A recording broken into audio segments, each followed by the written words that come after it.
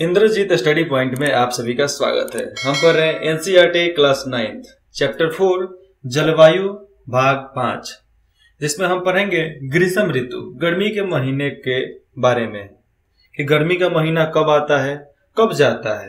हमने ऊपर बरसात पढ़ लिए हैं, शीत ऋतु पढ़ लिए हैं, अब हम पढ़ेंगे गर्मी का महीना।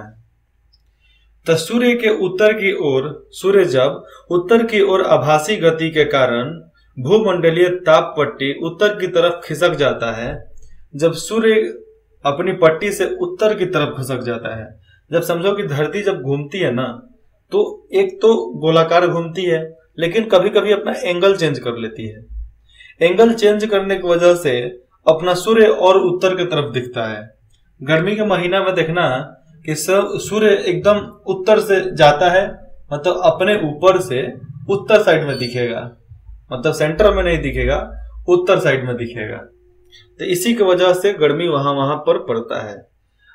ऐसे आप देखोगे, चल जाओ आप साउथ में चल जाओ तो ऐसे आपको पूरब में दिखता है। किधर? पूरब और उत्तर में ही सूर्य दिखता है, क्योंकि उधर बहुत ज्यादा गर्मी होता है। जाकर देखना कभी।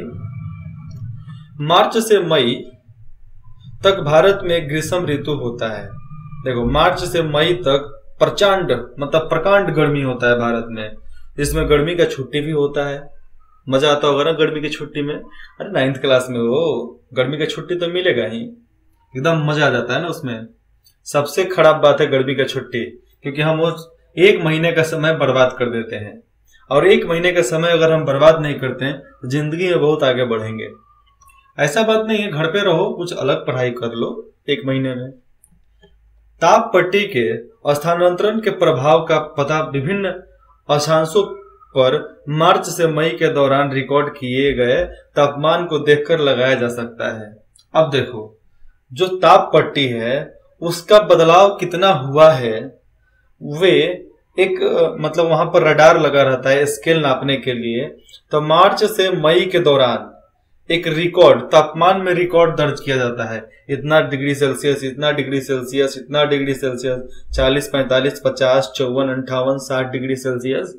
उसी के तापमान को देखकर ये क्या करते हैं, हम एक आंकड़ा, एक रिकॉर्ड लगाया जाता है कि वो पट्टी कितना घसका होगा और कितना नहीं घसका है। मार्च में ढक्कन के पठार आंध्र प्रदेश के करीब में है, मतलब उधरे आसपास में है। तो मार्च में ढक्कन के पठार का उच्च तापमान लगभग 38 डिग्री सेल्सियस होता है। कितना? 38 डिग्री सेल्सियस। अप्रैल में मध्य प्रदेश कौन? हिंदुस्तान का मध्य राज्य जो है मध्य प्रदेश एवं गुजरात का तापमान लगभग 42 डिग्री सेल्सियस होता है। कितना? 42 डिग्री सेल्सियस हो जाता है। मई में देश के उत्तर पश्चिम, मई में चल जाओ, देश के उत्तर पश्चिम भागों का तापमान सामान्यतः 45 डिग्री सेल्सियस हो जाता है। पंजाब, हरियाणा, दिल्ली, राजस्थान में तो 50 पार कर जाता है, 50 के करीब, चाहे 50 पार कर जाएगा। गुजरात, मुंबई, उसके बाद से चल जाओ आंध्र प्रदेश, तमिलनाडु के पास तेलंगाना, ये सब क्षेत्र में जाओगे आपको धूप ज्यादा मिलेगा। प्रद्वीपीय भारत में समुद्री प्रभाव के कारण तापमान कम होता है, और जो प्रद्वीप वाला जो समझ लो पहाड़ और समुद्र से जो सटा हुआ है, वैसे जगह पे तापमान कम होता है। मुंबई में बहुत गर्मी होता है दिन में, लेकिन वही रात में लगेगा कि तेड़ी का, बिना एसी का आप कम्बल ओढ़ के सोओगे। अगर आप एक पंखा लगा लिए हो तो समझ लो रात को आपको एसी चलाने की जरूरत नहीं है। सब समुद्र का हवा इतना ठंडा आता है, उसी से ठंडा लगने लगेगा। एंटिलिया हाउस, मुकेश अंबानी का सबसे महंगा घर, उसमें आप चले जाओ, एसी नहीं दिखेगा। एंटिलिया हाउस के चारों तरफ घूम जाना, आपको एसी नहीं दिखेगा। नेचुरल हवा को ही कंप्रेस करके आपको भेज दिया जाता है रूम में, वही एसी का काम करता है, जिसको आप कम और बेसी भी नहीं कर सकते हैं, लेकिन उसको बंद करके कम किया जा सकता है। देश के उत्तरी भाग में ग्रीष्म काल, गर्मी के महीने में तापमान में वृद्धि होती है। सही बात है, गर्मी का महीना होता है तो उसमें तापमान में वृद्धि होता ही है। तथा वायु का प्रेशर दाब में कमी आती है। देखना जो गर्मी में हवा बहता है ना, उसमें उतना प्रेशर, उतना मजा, उतना प्रचंड नहीं रहता है कि किसी को क्षति पहुंचा देवे। लेकिन उसमें भी कभी कभी आंधी आता है, चक्रवात आ जाता है, तो भैया दिक्कत है, वो तो उड़िया देगा, उठा कर दूसरी जगह पर फेंक देगा। हमारी दादी एक बार छत पर थी, बहुत तेज आंधी आया था। तो दादी मतलब उनका एज तो हो ही गया था, 80 प्लस था। हमारी दादी 96 साल के हो गई है तब उनका देहांत हुआ है। तो ये 80 प्लस चाहे 90 के करीब में था। तो जब हवा आया ना, तो छत के एक किनारे से दूसरे किनारे पर आ गए। मैं भी छत पे था, मतलब वो गिरने वाली थी, तब तक हम पकड़ लिए उनको और उनको नीचे ले आए। समझो कि हवा कितना तेज होगा। तो मई के अंत में उत्तर पश्चिम में थार के रेगिस्तान से लेकर पूरब एवं दक्षिण पूरब में पटना तथा छोटा नागपुर पठार तक एक कम दाब का लंबवत क्षेत्र उत्पन्न होता है। क्या होता है? कम क्षेत्र का लंबवत क्षेत्र उत्पन्न हो जाता है। मतलब एक तरह से प्रेशर कम और एकदम झोंकारने वाला लू समझो ना। जो उत्तर प्रदेश, यूपी, इसको यूपी बोलते हैं, बिहार, झारखंड, दिल्ली, उसके बाद से हरियाणा चले जाओ, राजस्थान चले जाओ, गुजरात चले जाओ, मुंबई चले जाओ, देखोगे आप जब दूर देखते हो तो रोड पे लगता है कि कोई पानी को डफकाया जा रहा है, जिस तरह भाप नहीं उड़ता है, वो मतलब दिखता नहीं है साफ साफ, उसी को लूह बोलते हैं। जो ऐसे गांव एरिया में रहता है तो खेत बाड़ी में लूह को देख सकता है, एकदम बहुत ज्यादा जलजला टाइप का दिखता है। तो वैसा क्षेत्र एक उत्पन्न हो जाता है। कहां से?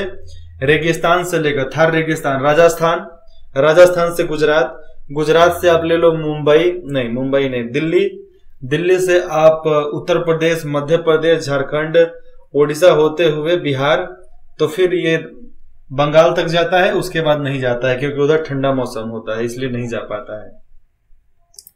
तपोवन का परिसंचरण इस गर्त के चारों ओर आरंभ होता है। तपोवन का जो परिसंचरण मतलब उसका जो तंत्र होता है, इन्हीं क्षेत्र में वो प्रारंभ होता है और इधर से जाकर दूसरे एरिया में खत्म हो जाता है। देखो यहाँ पर लूह आ गया। लूह ग्रीष्म काल का एक प्रभावी लक्षण है। अगर किसी को लूह लग जाएगा ना, समझ लो उसका तबीयत खराब होना तय है। जैसे में बुखार लग जाएगा, बुखार लगने के बाद जिसको और भी बीमारी हो सकता है, वो मतलब 10-15 दिन के लिए बेड पर ही रहेगा, उठने वाला नहीं है। यह लू भरी गर्मी एवं शुष्क पवने होती है। जो लू का बोलते हैं, ये धूल और भारी गर्मी का एक शुष्क पवन, मतलब एकदम हल्का, मतलब हवा होता है वो, जो कि दिन के समय भारत के उत्तर एवं उत्तर पश्चिम क्षेत्रों में चलती है। जो ये दिन के समय ही होता है, रात में नहीं होता है। कभी कभी ये देर शाम तक, मतलब 7 बजे तक, देर शाम तक जारी रहती है। जिस दिन ज्यादा धूप होता है ना, उस दिन शाम तक रहेगा, 6-7 बजे तक। इस हवा का सीधा प्रभाव घातक भी हो सकता है, और जो ये हवा बहता है इसका घातक प्रभाव भी होता है। समझो कि मैं उस गर्मी में टाउन में, टाउन में क्या, मेरे शहर से मेरे गांव जाना पड़ता है, तो कभी कभी 1-2 राउंड भी मारना पड़ता है। और नहीं तो कभी मीटिंग और कॉन्फ्रेंस की वजह से गए तो उसमें और टाइम लग जाता है, तो पूरा पसीना पसीना तो नहीं होता, लेकिन बॉडी हीट हो जाता है। ग्लूकोज पीना पड़ता है, जूस पीना पड़ता है, नहीं पियोगे तबीयत खराब हो जाएगा। इस हवा का सीधा प्रभाव घातक भी हो सकता है, सब जान गए। उत्तरी भारत में मई महीने के दौरान सामान्यतः धूल भरी आंधियां आती है।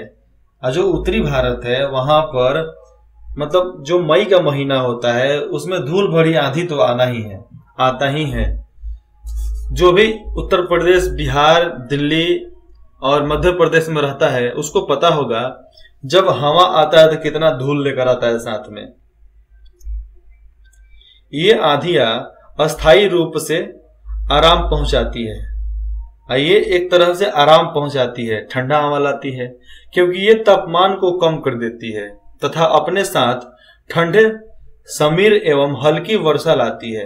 ये ठंडा हवा नहीं तो हल्की वर्षा मतलब बादल को उठा लाती है, तो भैया थोड़ा सा बरस जा। नहीं तो इधर का लोग गर्मी से मर जाएगा।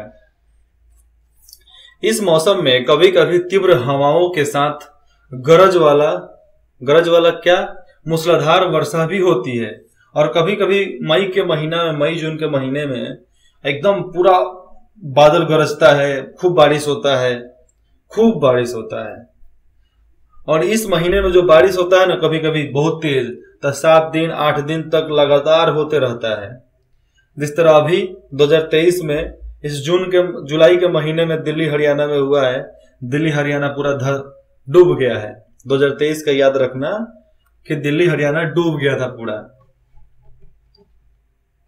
इसके साथ प्रायः हिम वर्षा भी होती है। अब देखो, हिम वर्षा नहीं, हिम वृष्टि भी होती है।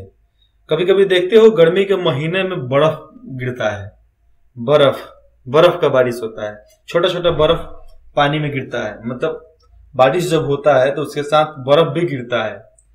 तो बोलते हैं ना ओला गिरल है, ओला। सब लोग बोलते हैं ओला गिर रहा है। अब वो वाला ओला नहीं, बर्फ वाला गोला। तो बर्फ का गोला लोग बहुत पहले खाता भी था, आज भी खाता है, और एकदम झूम झूम कर नाचता है उसमें लोग। लेकिन हाँ, अगर एक कप सिर पे पड़ गया तो सिर फोड़ देगा, इतना ताकतवर होता है और इतना तेजी में आता है। बैसाख के महीने में होने के कारण, बैसाख महीना कौन सा होता है? बैसाख मतलब मई को बैसाख बोलते हैं। तो बैसाख के महीने में होने के कारण पश्चिम बंगाल में इसे काल बैसाख कहा जाता है। और बंगाल वाले लोग तांत्रिक विद्या में थोड़ा ज्यादा ही रहते हैं, इसलिए वो लोग काला शब्द को ज्यादा इस्तेमाल करते हैं। तो उसे काल बैसाख के नाम से जाना जाता है, काल बैसाखी। ग्रीष्म ऋतु के अंत में कर्नाटक एवं केरल में प्रायः पूर्व मानसून वर्षा होती है। और गर्मी के महीने में जो कर्नाटक और केरल है, उसमें कौन सा वर्षा होता है? पूर्व मानसूनी वर्षा होती है। जो पूरब से आता है ना बादल घूमकर, वही वहां पर बरसता है, तो वही पूर्व मानसूनी वर्षा होती है। इसके कारण आम जल्दी पक जाते हैं। और वहां पर मई में, गर्मी के महीने में, अप्रैल में ही आम पक जाता है। अप्रैल और मई में। हम लोग की तरफ जून में पकता है आम। लेकिन देखो, यूपी में चल जाओ, बिहार में चल जाओ, आम कब पकेगा? आम पकेगा आपको जून में, मतलब ठीक तरीके से पेड़ पर। लेकिन उधर मई में पक जाता है, बैसाख के महीने में, मई और अप्रैल। तो जिसको देखो वहां पर आम जल्दी पक जाते हैं, प्रायः इसे आम वर्षा भी कहा जाता है। और जो बारिश होता है उसे आम वर्षा भी कहा जाता है। आम्र, याद रखना, आम्र वर्षा पूछ देगा एग्जाम में, आम्र वर्षा किसे कहा जाता है? तो बोलना ग्रीष्म ऋतु, गर्मी के महीने के अंत में कर्नाटक एवं केरल में जो मानसूनी वर्षा होती है, उसके कारण आम जल्दी पक जाते हैं। उसी के वजह से आम्र वर्षा भी कहा जाता है, उसी को आम्र वर्षा भी कहा जाता है। अब नीचे देखते हैं, वर्षा ऋतु या मानसून का आगमन। वर्षा ऋतु मतलब बारिश वाला, और मानसून का आगमन, दोनों में अंतर मालूम चलेगा अब। तो जून के प्रारंभ में उत्तरी मैदानों में निम्न दाब की अवस्था तीव्र हो जाती है। जून के महीने में उत्तरी मैदानों में हवा का दबाव ज्यादा बढ़ जाता है। यह दक्षिणी गोलार्ध की व्यापारिक पवनों को आकर्षित करती है। और जो दक्षिण का जो हवा होता है, व्यापारिक हवा, उसको अपने तरफ आकर्षित करती है, खींचती है। खींचने के कारण ये दक्षिण पूर्व व्यापारिक, इधर को देखो, 15 सितंबर से लेकर 15 सितंबर इधर किस तरह बारिश होता है इतना दूर में। अभी दिल्ली, और जब ये वीडियो रिकॉर्ड हो रहा है तो दिल्ली और हरियाणा 2 बार डूबा हुआ है। इसके वजह से लखनऊ में भी थोड़ा सा बाढ़ आ गया है, और पटना में भी नदी एकदम प्रचंड पे चल रही है। पटना होते हुए अब सुंदरबन डेल्टा जाएगी पश्चिम बंगाल में, और उधर से ये बंगाल की खाड़ी में गिर जाएगी। तो पवने दक्षिण समुद्रों के उपोष्ण कटिबंधीय क्षेत्रों में उत्पन्न होती है। और जो दक्षिण पूर्व वो हवा था, वे दक्षिण समुद्र के गर्मी वाले क्षेत्र में वो उत्पन्न होती है।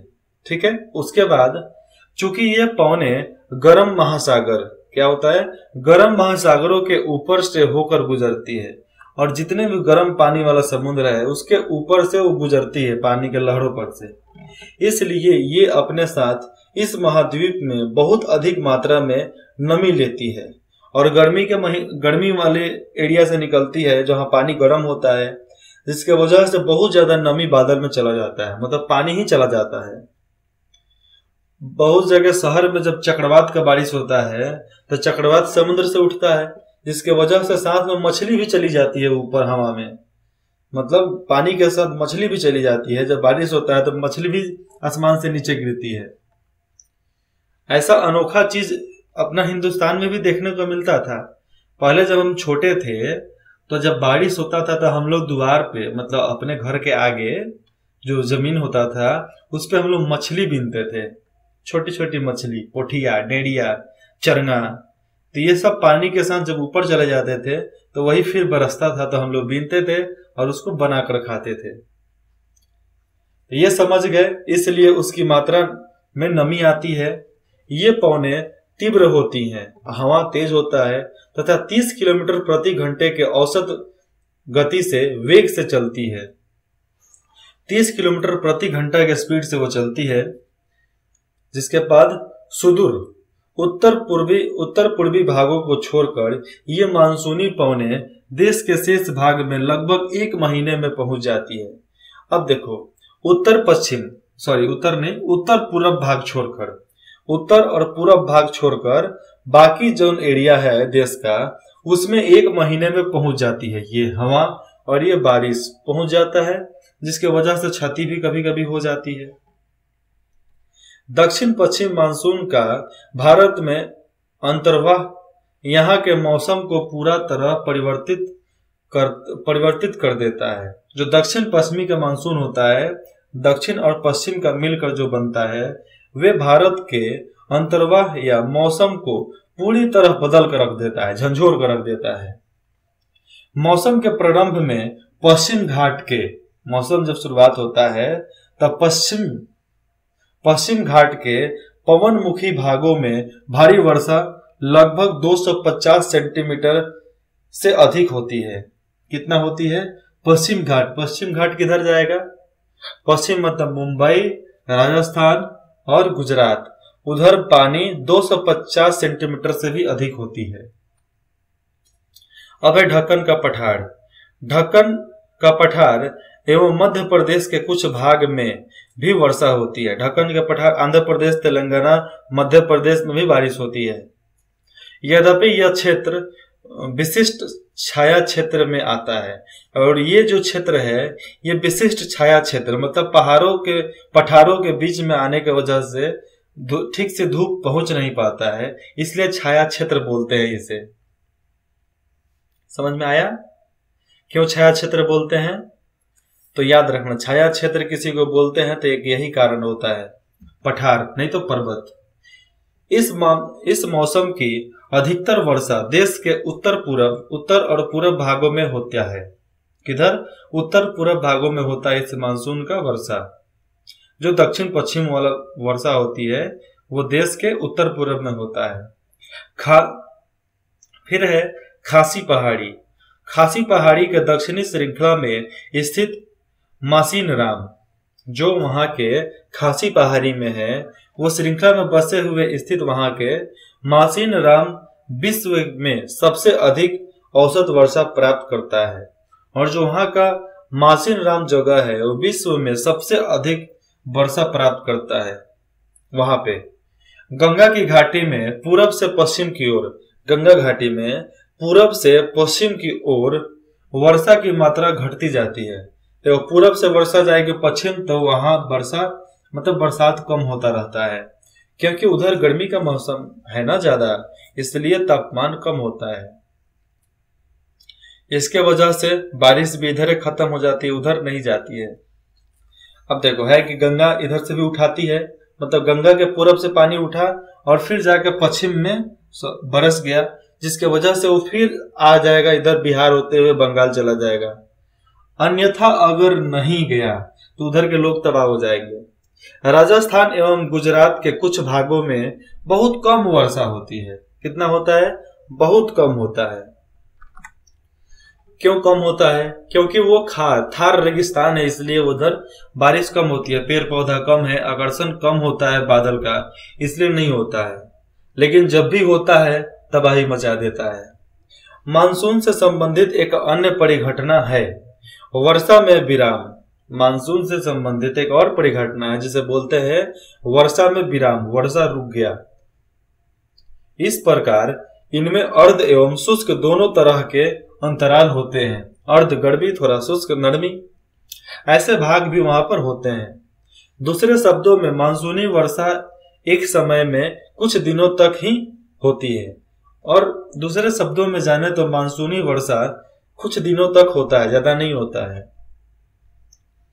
इनमें वर्षा रहित अंतराल, यहां से इनमें वर्षा रहित अंतराल भी होते हैं।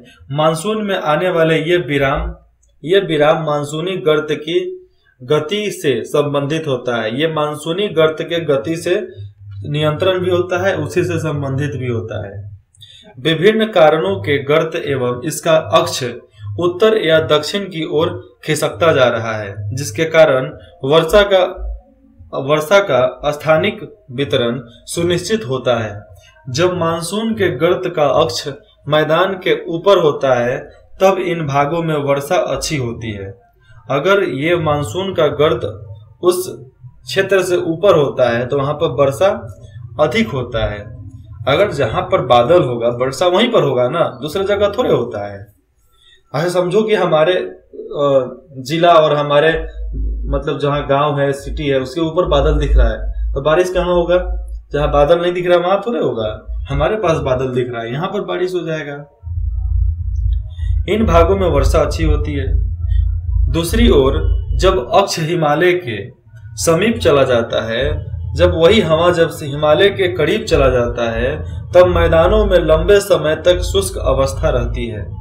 अब देखो, जो उधर से हवा आता है उसके वजह से हमारे तरफ एकदम शुष्क अवस्था, ठंडी अवस्था रहती है, नॉर्मल। तथा हिमालय की नदियों के पर्वतीय जलग्रहण, जो हिमालय के नदी जो होता है हिमालय से निकलने वाला, उसका जलग्रहण क्षेत्रों में विस्तृत वर्षा होती है, वहां पर बारिश ज्यादा हो जाती है। इस भारी वर्षा के कारण मैदानी क्षेत्रों में विनाशकारी बाढ़ें आती है, और वही बारिश के वजह से भारत के जो मैदानी क्षेत्र है वहां पर विनाशकारी बाढ़ आ जाता है। तो कभी कभी देखोगे कि बहुत ज्यादा बारिश हुआ है तो समझ लो कि पहाड़ी एरिया में भी बारिश बहुत ज्यादा हुआ है, इसलिए इधर को तबाही आ गई है। एवं जान एवं माल की भारी क्षति हो जाती है, और जान माल को बहुत क्षति पहुंचता है बाढ़ में।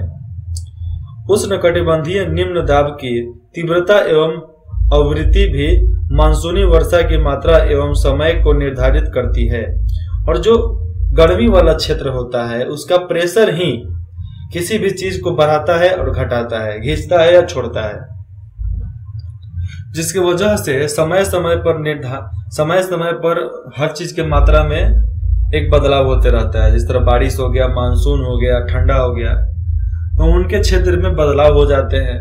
बदलाव होते हैं, थोड़ा धरती घूम जाती है, धरती घूम जाती है तो बस ठंडा झेलो भैया। यह निम्न दाब का क्षेत्र बंगाल की खाड़ी के ऊपर बनता है, और ये जो दाब है ये बंगाल के खाड़ी के ऊपर बनता है, जिसको चक्रवात मानसून बोलते हैं। वे उधर को बनता है, नहीं तो अरब सागर में बनेगा, और वही आकर जम के बरसता है। इसके वजह से हम लोग त्राहिमाम त्राहिमाम बोलने लगते हैं।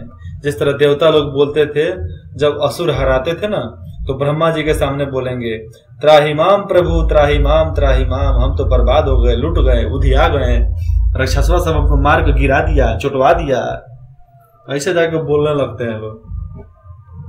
तथा मुख्य स्थलीय भागों को पार कर जाता है। यह गर्त निम्न दाब के मानसून गर्त के अक्ष के अनुसार होता है। किसके वजह से? मानसून गर्त के अनुसार ये सब बदलाव होते हैं। मानसून को इसकी अनिश्चितता के लिए जाना जाता है, और जो मानसून है वे गर्त के अक्ष के वजह से, चाहे जो भी स्थान होता है वो उसके दबाव के वजह से जाना जाता है। शुष्क एवं अर्ध स्थितियों की तीव्रता, जो गर्मी हो, बरसात हो, ठंडा हो, उसकी स्थितियों की तीव्रता, जो भी स्थिति दिखता है, जब उसकी तीव्रता देखेंगे, आवृत्ति एवं समय काल में विभिन्न होता है। जो उसकी तीव्रता अलग, आवृत्ति अलग, समय काल अलग, उन सब में अलग अलग प्रकार की विभिन्नताएं होती है। अब देखो, इनके स्थितियों के वजह से, इनके बदलावों के वजह से, इसके कारण यदि एक भाग में बाढ़ आती है, देखो इन सारे परिवर्तन के कारण अगर एक भाग में बाढ़ आता है तो दूसरा भाग सूखा पड़ जाता है। इसका आगमन एवं वापसी, जो आता है और फिर चला जाता है, इसका वापसी जो है, आगमन और वापसी, यह अव्यवस्थित होता है। इसका कोई व्यवस्था नहीं है, कोई नियंत्रण नहीं है, कोई तय सीमा नहीं है। लेकिन 4 महीने के अंदर या साल में कभी भी हो सकता है, जिसके बारे में एक अनुमान लगाया जा सकता है, लेकिन सटीकता से नहीं बताया जा सकता। इसलिए यह कभी कभी देश के किसानों की कृषि कार्यों को अव्यवस्थित कर देता है, जिसके वजह से देश के किसानों का जो कृषि कार्य है उसको बदल कर रख देता है, अव्यवस्थित कर देता है। जो बोए हैं उसको बर्बाद कर देगा, और पानी जमा रहेगा, जिसके वजह से खेती भी ज्यादा नहीं कर पाते हैं। ये कारण है जिसके वजह से यह भी सब दिक्कत हर क्षेत्र में। अगर सूखा है तो कभी न कभी इतना बाढ़ आ जाएगा कि आप दहा जाओगे, और नहीं दहा जाओगे, लिख के ले लो, आप बर्बाद हो जाओगे। तो ऐसे मौसम का बदलाव होता है, क्योंकि इंसान मौसम को छेड़ रहा है, तो मौसम क्या करेगा। इंसान प्रकृति को छेड़ रहा है, बर्बाद कर रहा है, तो क्या करेगा, मौसम भी क्या करेगा, आपको बर्बाद कर देगा। इसलिए मौसम बचाओ, प्रकृति बचाओ, अपने आप को बचाओ, और नहीं तो सब बर्बाद, सब खत्म हो जाओ। चलो इसके अगले भाग में पढ़ेंगे मानसून की वापसी, परिवर्तनीय मौसम। मानसून की वापसी कैसे होती है और मौसम में परिवर्तन कैसे होता है, तो भाग 6 में देखते हैं। इंद्रजीत स्टडी पॉइंट में जुड़ने के लिए आप सभी का धन्यवाद।